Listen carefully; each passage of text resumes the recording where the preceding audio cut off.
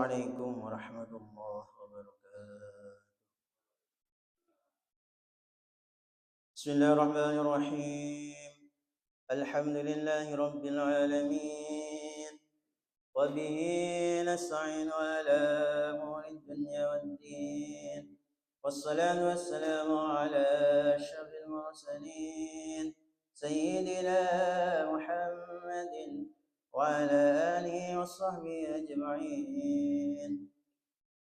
أشهد أن لا إله إلا الله رب العالمين، وأشهد أن حبيبنا محمد رحمة للعالمين. رب اشرح لي صدري ويسر لي أمري واحلل عقدة من لساني يفقهوا قولي. سبحانك لا علم لنا إلا ما علمتنا إنك أنت العليم الحكيم. أما بعد. Jamaah sekalian, kita melanjutkan kajian kitab Riyadhus Shalihin min kalami Sayyidil Mursalin yang ditulis oleh Imam Abu Zakaria Yahya bin Syaraf An-Nawawi, wafat 676 Hijriah 1277 Masehi. Masih di bab fadlil ju'i wa khushunatil 'aishi wal iqtisali al-qalil min al-ma'kul wal mashrub wal malbus wa ghayriha min hududin nafsi wa tarki syahwat. Sederhananya keutamaan hidup sederhana, ya.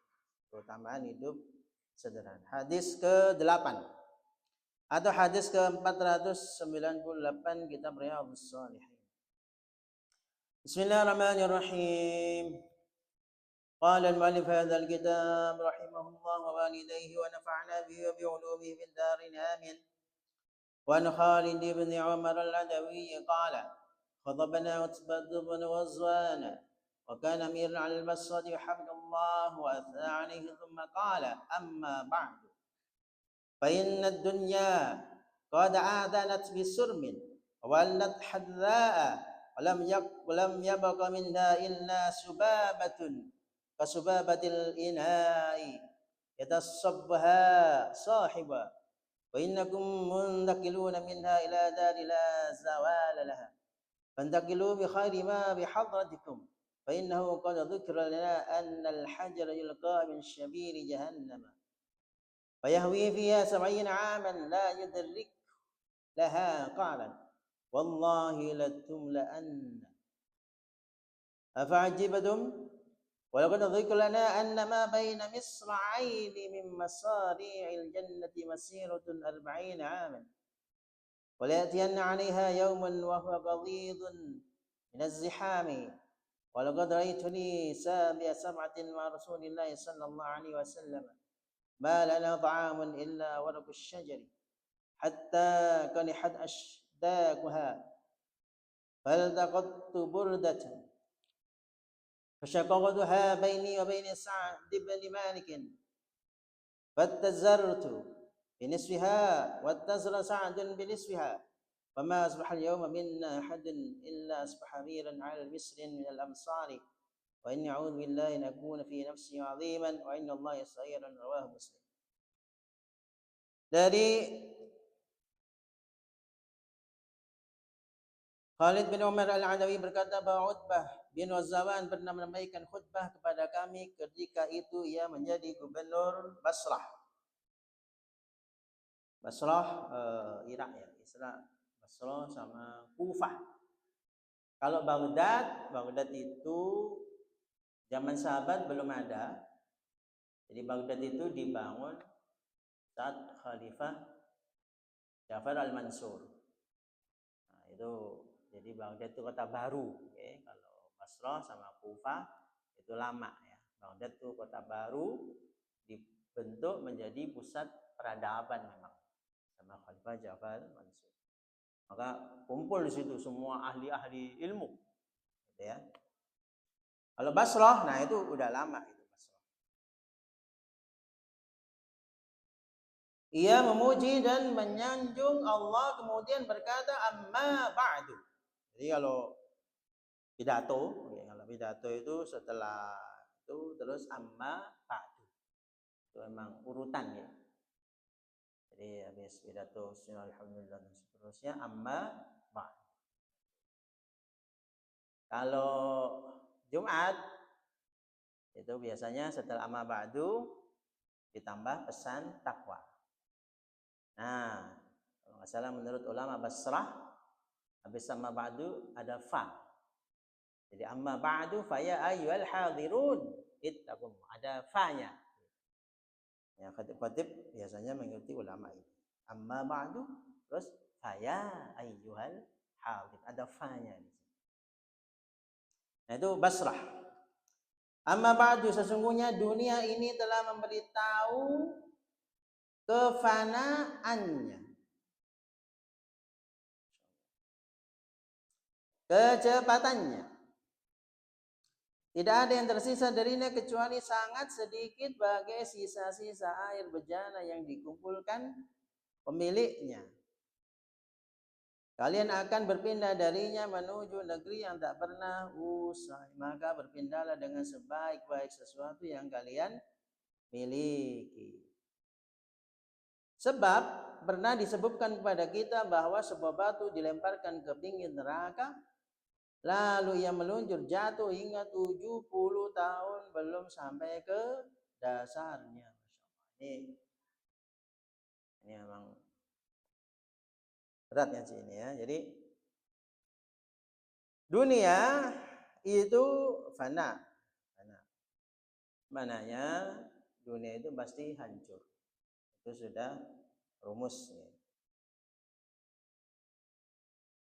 Oleh karena itu, nah kita harus siap-siap berpindah menuju ke negeri yang tak pernah usai.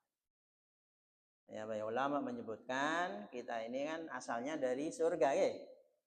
Kita dari surga, kita diturunkan ke dunia. Jadi ada yang guyon, kita ini alien sebetulnya. Jangan nyari alien nggak usah jauh-jauh. Ya, kita ini penduduk surga, kemudian diturunkan ke dunia. Sehingga dulu saya waktu ngaji di pesantren itu ada pertanyaan gini teman-teman. Kan kisahnya banyak ya, masyhur. Jadi kita turun ke dunia itu kan karena Nabi Adam ya sama Ibu Hawa kan makan itulah Syajaratul Khuldi. Terus turun ke dunia kan gitu. Terus pertanyaannya, emang kalau nggak makan itu nggak turun ke dunia juga? Nah, itu pertanyaan. Kan memang kita diciptakan untuk jadi khalifah di dunia. Itu pertanyaan. Ya kata anak-anak ya tetap aja turun ke dunia itu cuma lantaran aja. Itu kan semua lantaran saja. Kita tetap aja turun ke dunia. Terus apa fadilahnya? Kok kita nggak langsung di dunia aja? Kenapa Nabi Adam di surga dulu? Kan kalau langsung ke dunia aja kan nggak apa-apa ya. Karena memang kita diciptakan untuk khalifah di dunia, yang ngapain di surga dulu kan gitu pertanyaan. Nah ulama menjelaskan ada dua lah fadilahnya. Yang pertama fadilahnya itu satu, agar kita bisa mewujudkan kehidupan surgawi di dunia ini. Nah itu harapannya. Jadi kehidupan surgawi itu kan sudah tahu tuh ya, kehidupan surgawi itu seperti apa. Lalu diwujudkan ke dunia. Surgawi itu apa sih?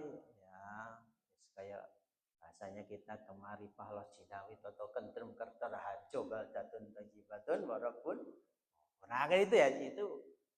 Karena apa? Karena kalau sudah pernah mengalami suatu tempat, nah itu kan nyontoh itu kan lebih mudah ya. Nah kayak gitu. Jadi misalnya jenengan pengen tahu bagaimana sistem taman yang bagus.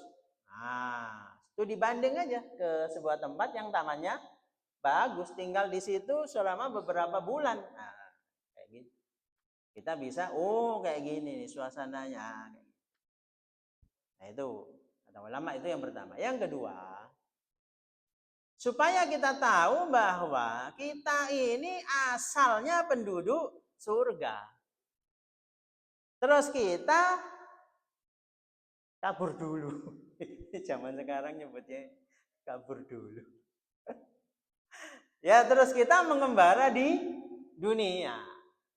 Maka ya kita harus ingat pulang kampungnya ke surga. Itu karena itu memang kampung halaman ya. Kampung halaman kita di surga. Nah, kalau kita asalnya penduduk surga, merantau di dunia, baliknya ke neraka, itu namanya alamat palsu, salah alamat ya. Nah, itu ya ulama mengatakan fadilah. Kenapa kok enggak di dunia langsung? Kok harus ke surga dulu? Toh Nabi Adam memang diciptakan untuk khalifah di dunia. Nah, itu ulama berkata seperti ya, ada dua tadi fadilah. Nah, maka di sini kita disuruh bersiap-siap untuk menuju tempat yang tak pernah usai. Lalu dijelaskan di sini perbandingan. Ini perbandingannya. Sebuah batu dilemparkan ke pinggir neraka. Lalu ia meluncur jatuh hingga 70 tahun belum sampai ke dasarnya neraka. Masya Allah. Itu kenapa ya? Batu dilempar sampai 70 tahun belum nyampe dasarnya. Itu berapa dalamnya itu ya? Jenengan hitung aja kecepatan batu itu berapa. Ini anak fisika seneng hitung ya. Wah, itu hitung. Wah, kecepatannya sekian. Oh, S sama dengan V kali T gitu kan. Terus karena gravitasi ada percepatan. Wah, wis sembuh selalu. Maknanya ya kan kita sering bahas bahwa ya kalau dibandingkan itu enggak ada ya sekukunya lah dunia. Nah, makanya ada kiai walaupun ini saya belum tahu riwayatnya dari mana, tapi ya cuman perbandingan bahwa api neraka itu sak pentol korek. Ini perbandingan aja ya walaupun nggak tahu riwayatnya ya. Api neraka itu sak pentol korek itu jadi gunung di seluruh dunia. Kenapa jenengan? Api neraka sak pentol korek jadi kiai walaupun saya nggak tahu riwayatnya ya. Tapi ini perbandingan yang biar kita visual ya. Api neraka sak pentol korek itu jadi gunung seluruh. Itu panasnya berapa? Saya pernah ke museum Merapi ya, museum Merapi itu di ya sisa-sisa gitu dari Barijan. Mana Kaliurang ya? Dari Kaliurang itu. Jadi ternyata di situ sudah ada bunker yang tahan suhu 1000 derajat Celcius. Ternyata bunker itu hancur. Bayangin, bunker yang tahan 1000 derajat Celcius hancur. Wih, itu panas ya nopo. Dengan nih pernah masuk ke pabrik baja. Wah, itu panas. Ya saya diceritain aja ya.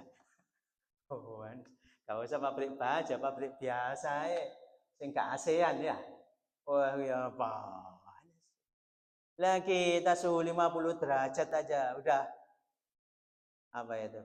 Neraka bocor. Ada ngomong gitu. Neraka lagi bocor ini ya. Ini suhu nggak nyampe 50 itu neraka bocor. Ada neraka bocor ya obong kabeh.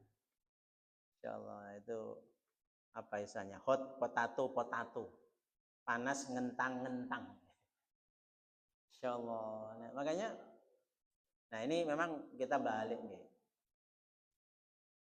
Kalau kita nggak mikirin akhirat, ya semangat beribadah itu ya nggak bisa tinggi, nggak bisa. Orang itu akan lelah jadi orang baik gitu.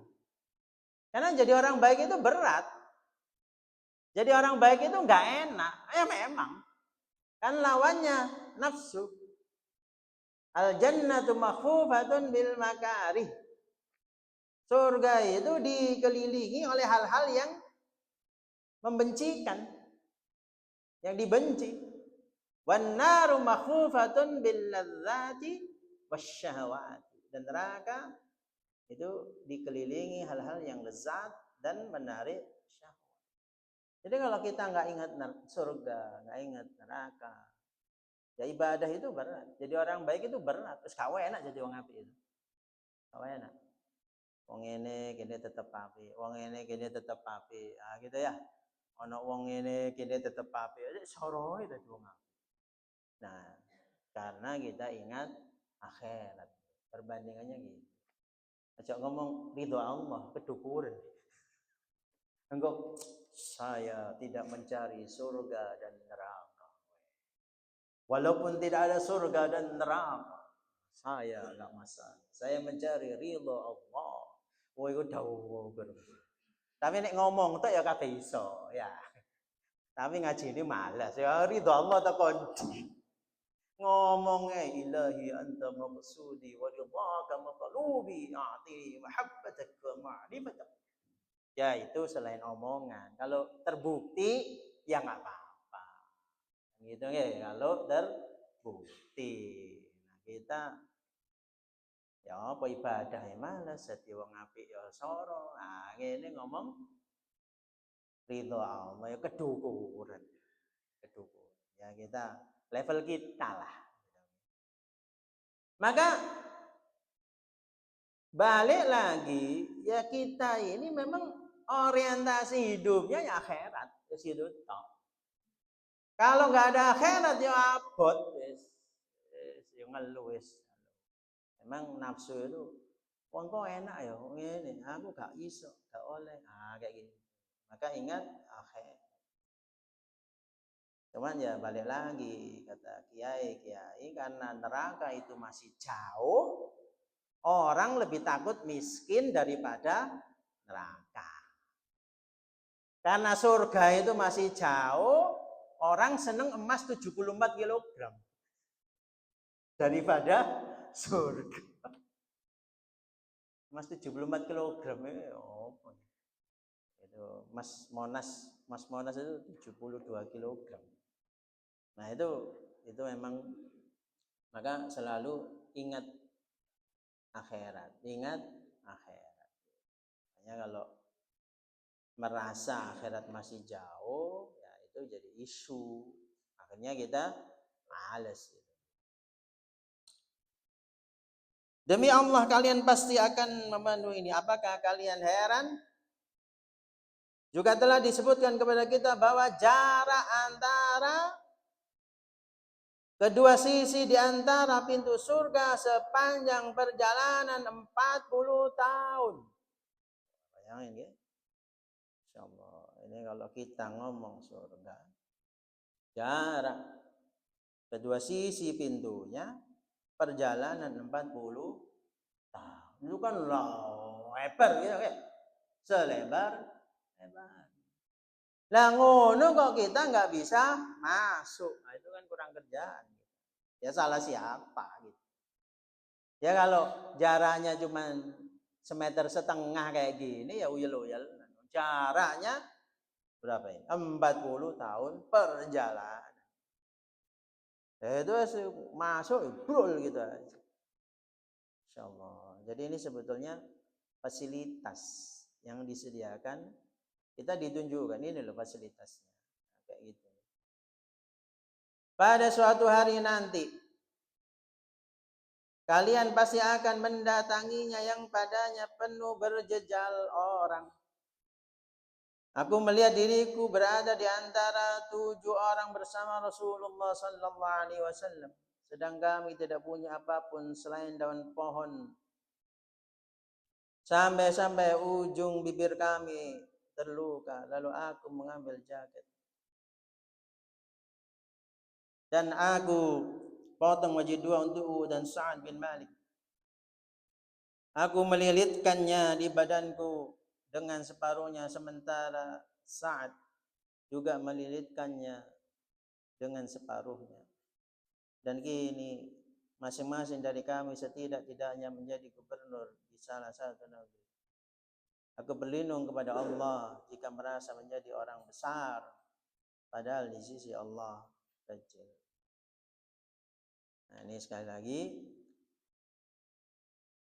karena orientasi kita itu akhirat. Ini memang orientasi ya. Orientasi akhirat. Maka apapun yang terjadi, kita ingat akhirat. Nah, orientasinya selalu gitu. Oke. Selalu gitu. Ya samalah kalau nyenengan kerja. Kerja itu stres. Eling-elingnya lah dapat duit di akhir bulan kan gitu ya. Wah, cek soro rek kerja. Ya buat penyemangat. Oh, akhir bulan oleh kan gitu ya. Nek kerja bakti yo. Wes kerja soro-soro, long shift jam itu sampai jam itu. Akhir bulan nggak oleh apa? Oh, bayu kerja bakti jadi. Oh, kerja bakti oleh jajan.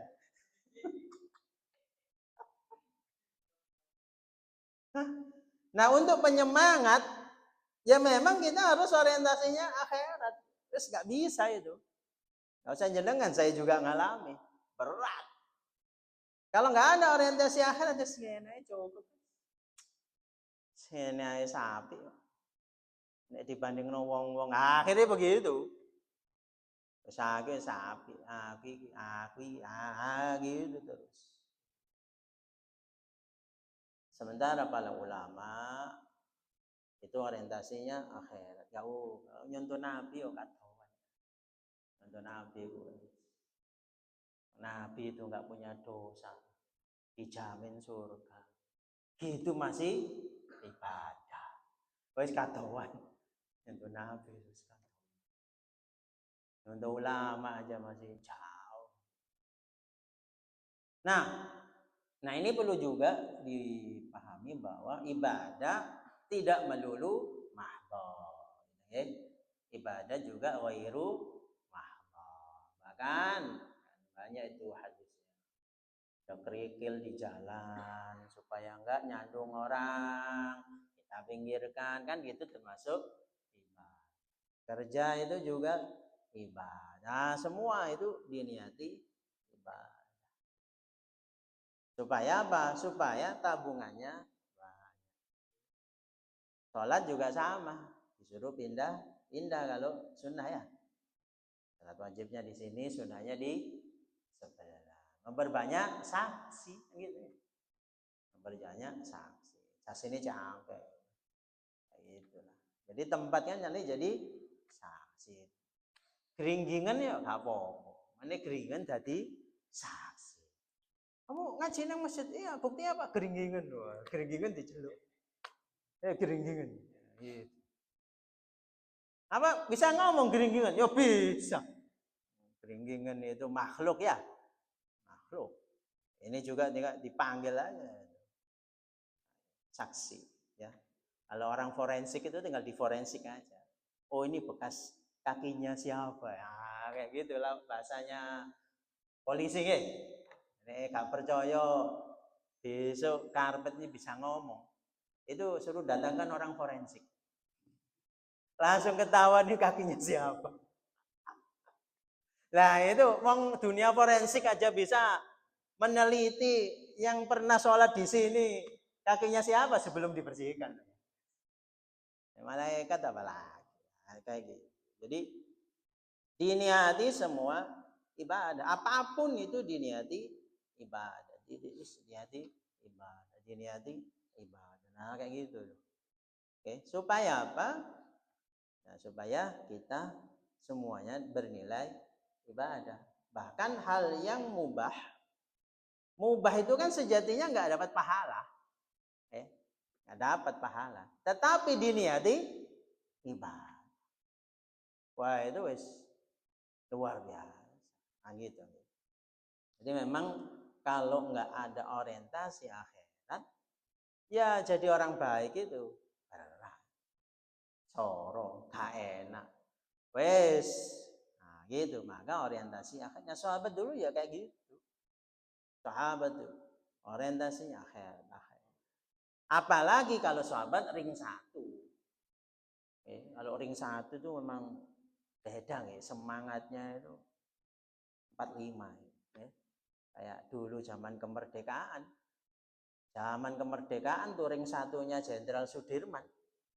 Itu berjuang itu gak mikir, jenderal, kalau sampai nanti jadi jenderal saya dapat apa? Gak ada. Gak ada orang dulu itu berjuang ya berjuang. Mbok saiki. Cuman tak emangi jadi wali kota aku jadi obah gitu. Ya ring satu. Sahabat memang ya beda ya, makanya sehebat apapun kita ya sama sahabat ya jauh. Karena ring satu. Nah, itu untuk penyemangat nih.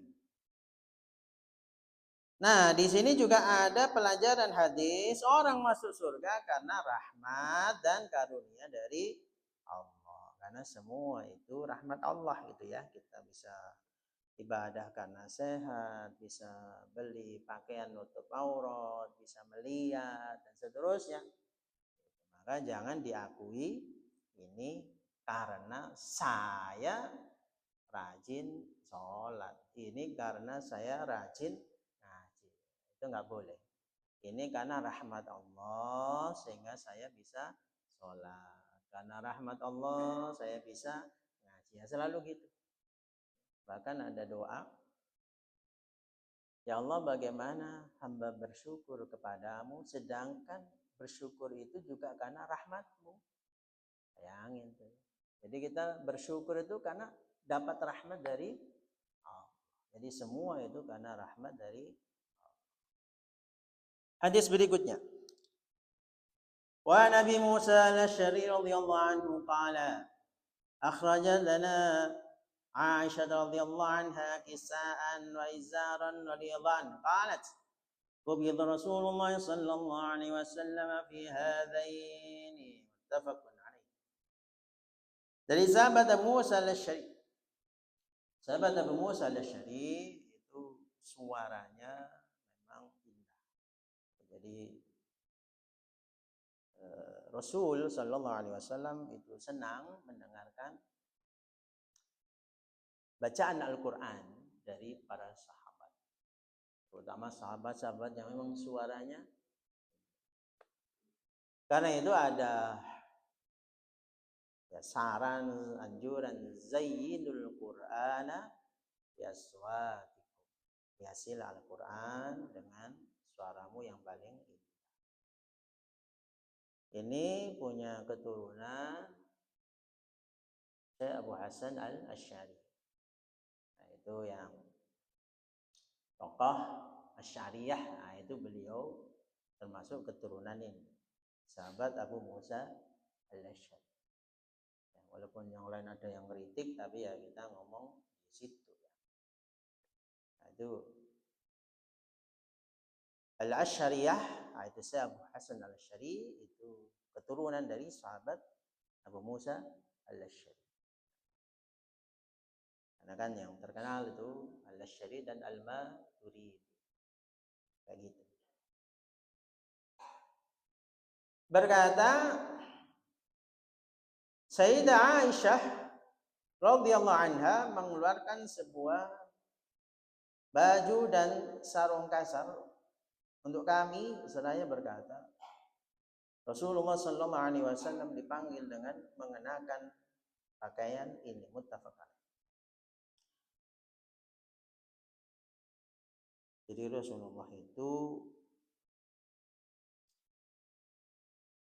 terkadang menggunakan pakaian yang kasar. Nah, ini memang untuk kita ya, jadi supaya tidak terjerumus kepada nafsu duniawi, kecuali sakitnya. Kalau enggak, nah khawatirnya ada rasa aku nih tuku kelambi ku ya sak meter sing 1 juta rek. Yang pernah tahu baju sak meter 1 juta.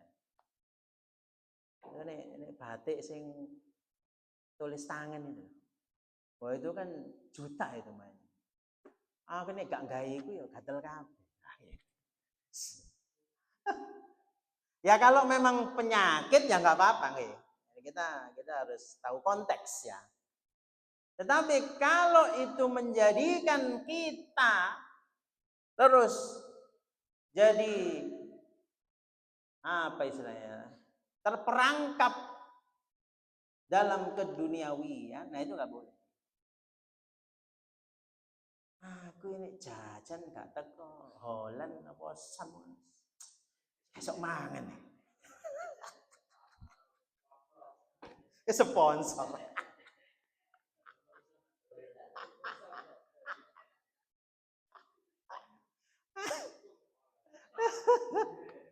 Jadi ini kalau merek gak dijentok belas. Ya itu sana sih ngamal ya. Saya ngamal kalau merek terus kalau sing jentok. Jangan itu kene iku tuku merek apa tuku jajan.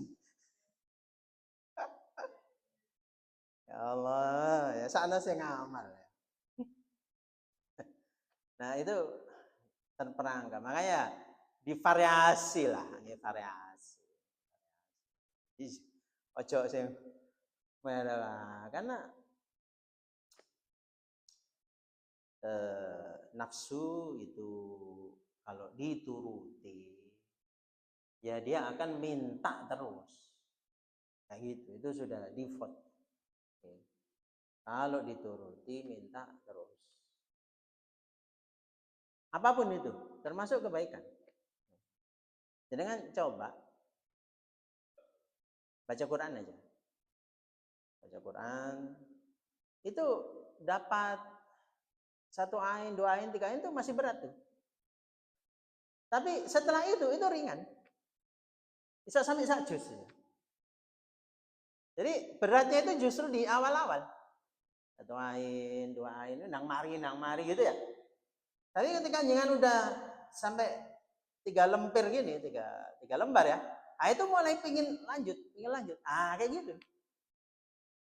Ya itu memang sifat itu. Jadi biasa ya begitu. Sama di bidang lain juga sama. Misalnya jenengan biasa jalan kaki ya. Jalan kaki itu mungkin 5 meter 10 meter itu masih berat. Ya rada ada wis kepingin melangkah terus ya gitu nggih. Iya, bener gak ini? Nah, jadi memang awalnya kayak gitu nggih. Awalnya itu betul. Awalnya itu mesti mungkin istilahnya pemanasan itu ya. Itu kurung panas soalnya. Ya cuman orang beda-beda panasnya ya. Nek diesel kan panasnya suwe. Tapi memang begitu sifat itu. Jadi kalau kita ini membiasakan hal yang memanjakan, ya nafsu pingin begitu terus gitu. Pasti begitu. Maka ya harus divariasi. Ini apa istilahnya ya? Ya kita coba ini ya kayak gitulah. Biar tidak ada statement nek gak iki aku semuanya. Nah gitu nggak boleh ya. Ya kita itu melatih nafsu masing-masing supaya tidak manja. Khawatirnya kita terjebak di nafsu. Nah kayak gitu itu khawatirnya seperti itu. Nah termasuk dalam hal pakaian.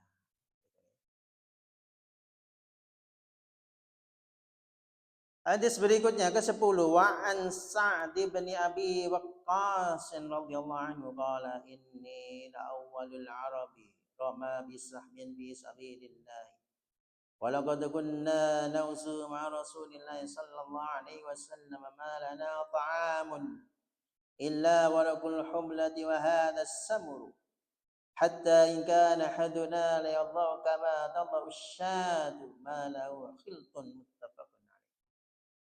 Dari Sa'ad bin Waqqas radhiyallahu anhu. Ini yang Sa'ad bin Waqqas itu yang paling ramai adalah makamnya di mana gitu. Karena ada yang ngomong di Guangzhou. Oke, Guangzhou Cina ya.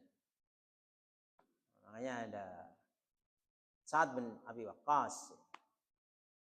Tapi Kiai Haji Ali Mustafa Ya'qub yang beliau pernah jadi imam besar Masjid Istiqlal, juga salah satu ahli hadis di Indonesia, mengatakan bukan. Itu bukan makam sahabat Nabi Sa'ad bin Abi Waqqas.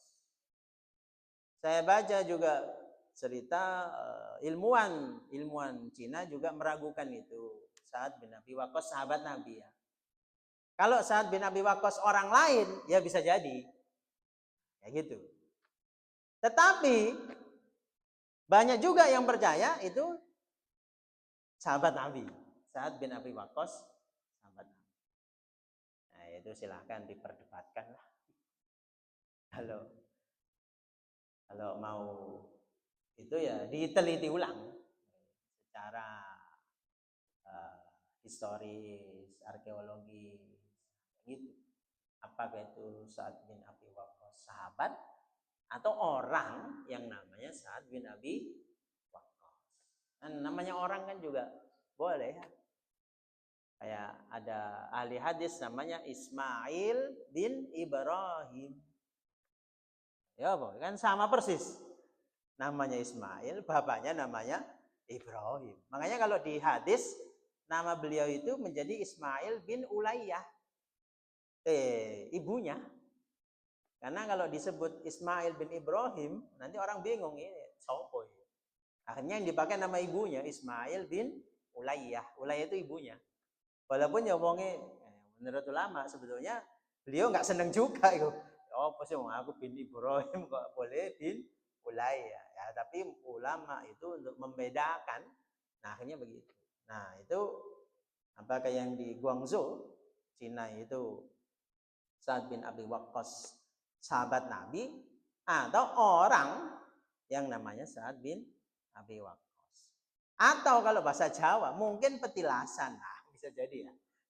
Bisa jadi. Ya, itu silakan diperdebatkan secara keilmuan ya.